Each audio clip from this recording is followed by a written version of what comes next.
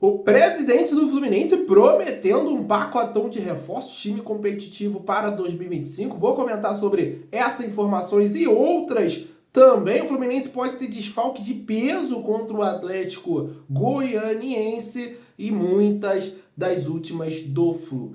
Deixe seu like, ative as notificações e nos ajude a continuar crescendo. Se inscreva no canal se você ainda não é inscrito. Vou começar falando aqui dos jogos da rodada desse sábado. Tem 2 jogos pelo Campeonato Brasileiro que não interessam tanto mais assim para o Fluminense, porque o Palmeiras enfrenta o Atlético Mineiro e o Botafogo enfrenta o Grêmio. Aí a gente pode colocar ali, mas o jogo do Grêmio pode interessar. Eu, sinceramente, acho que o Grêmio não briga contra o rebaixamento mais. Então, eu já tirei o Grêmio dessa situação. Acho que times como o Juventude, o Criciúma, o Bragantino, o Atlético Paranaense são clubes que realmente a gente tem que ficar de olho nos jogos. E agora também falar da classificação para a gente, né, ficar de olho como está a classificação, né? Muita gente chateada, triste depois da eliminação da Libertadores, pode ter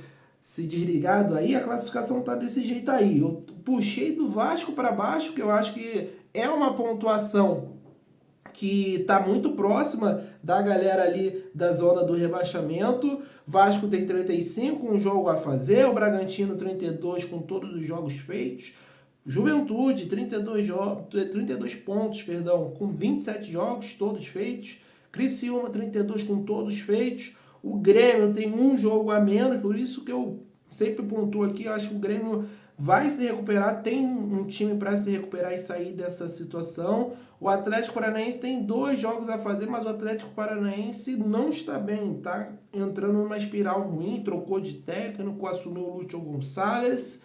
E acho que pode ser um candidato nessa briga aqui. O Vitória tem 28, com 2 jogos, com todos os jogos feitos, né? O Corinthians também. O Fluminense tem 27, com um jogo a fazer contra o Atlético Paranaense. E aí tá a importância, tá?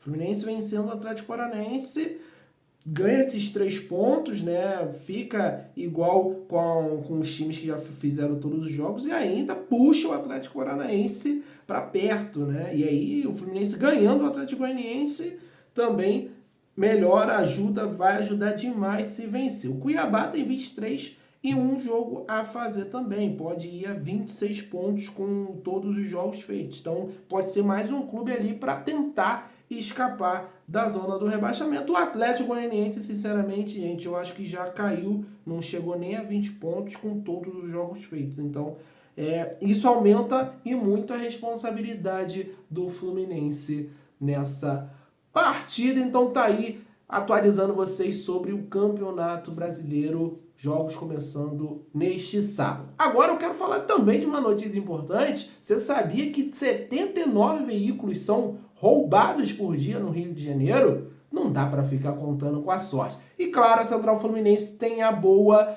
vai te trazer a solução. Eu estou falando da Uni Proteção Veicular. A Uni tem planos que cabem no seu bolso, torcedor tricolor. E a Uni também presta assistência fora do Rio de Janeiro, não é só para a galera do estado do Rio de Janeiro, não. Então, clica nesse link do comentário fixado ou aproxime a sua câmera nesse QR Code e vai pedir uma cotação, porque quem for pela Central Fluminense vai ganhar um desconto, vai ganhar uma promoção, show de bola. Então não perca essa oportunidade que a Central está trazendo para você, proteger a sua moto, proteger o seu carro com a Uni Proteção Veicular. Continuando aqui com as informações do Fluminense, eu quero falar aqui sobre o tabu que o Fluminense tem contra o Atlético Goianiense nos últimos 10 jogos. O Fluminense não vence há 7 jogos o Atlético Goianiense. Nos últimos 10 jogos, o Fluminense só tem 1 vitória, 3 empates e 6 derrotas. A última vitória sobre o Atlético Goianiense aconteceu no dia 16 de setembro de 2020, na pandemia, gente, quando o Fluminense venceu por 1-0 no Maracanã em partida da Copa do Brasil, com um gol de João Vitor contra, mas o Fluminense foi eliminado, se você puxar aí, né, torcedor tricolor, pelo Atlético Goianiense naquela Copa do Brasil, 3-1 no jogo de volta, lá com falhas inacreditáveis do Muriel. Então é sim um adversário pedra no sapato do Fluminense, esse Atlético Goianiense. E a gente tem que ter toda a atenção, tem que ter uma mobilização. O Fluminense não pode cair. Esses caras não podem rebaixar o Fluminense. Então, o Fluminense tem que reagir a partir desse final de semana. Serão 12 finais de Copa do Mundo até o final do ano. Outra informação importante também que eu quero trazer aqui, que é trazida pelo Globo Esporte, o Fluminense tem algumas dúvidas para esse confronto contra o Atlético Goianiense, porque não se sabe se a gente vai contar com o Thiago Silva, que ainda não está 100% recuperado de uma lesão no calcanhar esquerdo. Antônio Carlos pode ganhar a vaga ao lado do Thiago Santos, que volta de suspensão. Outra mudança pode acontecer na lateral esquerda. O treinador conta com Gabriel Fuentes, Diogo e Marcelo. Já no ataque, o Germancano está voltando aos poucos para recuperar o ritmo ideal. Também é cotado para retornar ao seu posto de titular. Então a provável escalação, segundo o GE, está assim: Fábio Samuel, Thiago Silva ou Antônio Carlos, Thiago Santos e Diego Barbosa ou Marcelo ou Fuentes, Facundo Bernal, Martinelli, Ganso, John Arias, Kevin Serna e Cauã Elias ou Germancano. Por enquanto tá assim, mas o treino desse sábado irá definir o time que enfrenta o Atlético Goianiense. E agora eu vou mandar um abraço para a galera que está sempre nos acompanhando aqui na Central Fluminense. Vou mandar um abraço para o Mário de Barra do Piraí aqui no Rio, Geraldo Machado de São Sebastião, São Paulo, Marcelo Rezende de João Pessoa, na Paraíba. Valeu demais. Osmir de Vianópolis, Goiás. Márcio Cardoso de Itaboraí, José Carlos Cardoso de Mesquita e o Kleber de Duque de Caxias, minha terra. Valeu demais, Kleber. Tamo junto. Deixa o seu like, ative as notificações, se inscreva no canal que a gente quer bater a meta de 50 mil inscritos até virar o ano. Mário Bittencourt prometeu reforços e time competitivo para 2025, visando principalmente o Mundial de Clubes. Em entrevista para o Globo Esporte, eu quero comentar sobre isso, tá? Primeiro eu vou trazer a declaração dele sobre esse tema. Sem dúvida alguma, 2025 é o ano que a gente volta a disputar o Campeonato Mundial. Nós temos o Campeonato Mundial no meio do ano. Serão pelo menos de 15 a 20 dias fora do país, dos Estados Unidos. A gente pretende, obviamente, montar um time competitivo para que possa disputar o Mundial com grandiosidade, com chances, obviamente, de avançar. Como eu já disse no início dessa temporada, os clubes que vencem são punidos pelo calendário. Não sabemos ainda como vai ser o calendário do ano que vem, afirmou Mário Bittencourt. Concordo em parte com Mário Bittencourt quando ele diz que os times que vencem, eles são prejudicados para a temporada seguinte. A gente sabe como funciona o calendário brasileiro. O Fluminense terminou a sua temporada 2023 em 23 de dezembro e antes de virar para fevereiro já estava tendo um jogo oficial por aqui. Na primeira semana de fevereiro já estava tendo final da Recopa Sul-Americana. Nisso daí até a gente consegue concordar. Agora, não dá para só colocar como desculpa isso, né? E aí daqui a pouco tem esse tema. Eu vou focar primeiro nessa questão de reforço, depois eu vou falar da falta de sorte que ele diz, né? E aí, cara, o que dá para entender? A gente já tem algumas informações, a gente aqui da Central Fluminense, que o Fluminense quer nomes de peso, quer reforço de peso para 2025 para esse Mundial. Inclusive, pensa em nomes internacionais para reforçar o Fluminense nessa temporada, que é importante lembrar. É o último ano também do mandato do Mário Bittencourt. O Fluminense vai ganhar uma bolada por participar do Mundial, né? Aquela informação dos 50 milhões de euros confirmada pelo jornal A Bola de Portugal. Então o Fluminense está planejando sim grandes contratações para 2025, realmente montar um time muito forte para entrar bem nesse Mundial. Isso era informação que a gente já tinha comentado por aqui, antes da eliminação do Atlético Mineiro da Libertadores, enfim, antes do fracasso contra o Juventude. A gente já tem essa informação que o Fluminense está se planejando para realmente em 2025 montar uma excelente equipe. Mas aí, torcedor tricolor, o que vai ser essa equipe competitiva na visão do Mário, do Paulo Angione?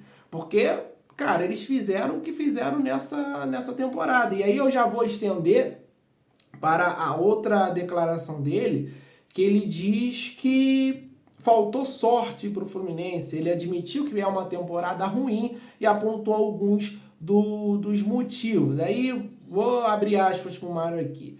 Bom, com relação à nossa temporada, a gente vem fazendo um ano muito ruim. Infelizmente, depois de um grande ano que a gente fez em 2023, a gente não conseguiu ainda encontrar o nosso melhor caminho este ano. Temos de final aí o Campeonato Brasileiro, que ainda temos uma luta ali contra a parte de baixo da tabela, mas também olhando para cima temos ainda 12 jogos, temos um jogo a menos, temos possibilidades sim, até matemáticas, são ínfimas matematicamente com relação a uma pré-libertadores, mas ainda temos chances matemáticas, excelentes chances matemáticas de buscar uma classificação na Sul-Americana. O torcedor do Fluminense está decepcionado. Era uma temporada que prometia muito mais do que se desenhou. Não dá pra gente ficar feliz só por ter ganhado a Recopa esse ano. Me desculpa, é um título internacional, foi sobre a LDU, eu tava no estádio, comemorei, foi maravilhoso. Mas a temporada do Fluminense é decepcionante. Não brigou pelo título brasileiro, caiu nas quartas jogando covardemente contra o Atlético Mineiro, caiu para o Juventude em casa na Copa do Brasil, ficou em quarto lugar do Campeonato Carioca, não chegou nem na final e só ganhou a Recopa. Então é um ano ruim do Fluminense. Para mim é horrível pela expectativa e pelas contratações que o Fluminense. Aí é esse ponto que eu vou entrar. Voltar ali a primeira informação, a primeira declaração do Mário. O que é time competitivo pro Mário? Porque, cara, a nossa janela do início do ano foi ridícula. Foi ridícula a nossa primeira janela do ano. Renato Augusto, Douglas Costa, Gabriel Pires, Felipe Alves. Cara, a gente contratou 4 jogadores terãs. Olha só, terãs. A gente contratou 5 jogadores inutilizados. Felipe Alves nem relacionado tá atrás do Gustavo Ramalho. O André Carvalho era contra a contratação do Felipe Alves, que foi bancado pelo Fernando Diniz. O Renato Augusto, infelizmente, não aconteceu, entrou bem ali na final da Recopa, juntamente com o Douglas Costa, e acabou não acontecendo. Hoje não entra nos jogos, deve sair no final dessa temporada. O Gabriel Pires ganhou 2 anos de contrato também, só vive no departamento médico e a gente nunca sabe se está bem ou não, se está realmente afastado, é a opção técnica. Hoje dá para dizer que é a opção técnica no Mano, mas ficou fora por muito tempo na temporada por lesões, não conseguia ter sequência. E quando apareceu no time parecia fora de forma. O Terãs nem relacionado está sendo, a gente gastou 14 milhões no Terãs. Então assim, não me empolga, não me anima nada. O Fluminense vai trazer nomes de peso, reforços, o time vai montar um time competitivo. Mas o problema é que o time competitivo nos meus olhos não é o mesmo do Mário, não é o mesmo do Angione.